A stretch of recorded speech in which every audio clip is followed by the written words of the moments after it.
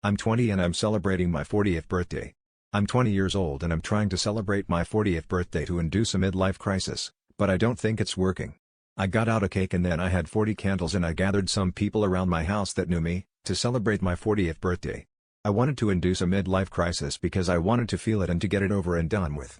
Everyone was in the room could see the cake with 40 candles and celebration decorations which said 40 and nor 20.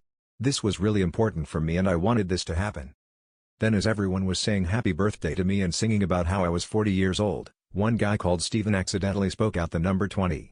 I looked at him and he knew that I was angry. I wanted to celebrate my 40th birthday and not my 20th, and Steve had ruined everything. It was his fault that I couldn't induce a midlife crisis.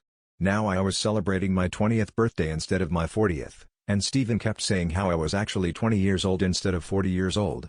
I really wanted to celebrate my 40th.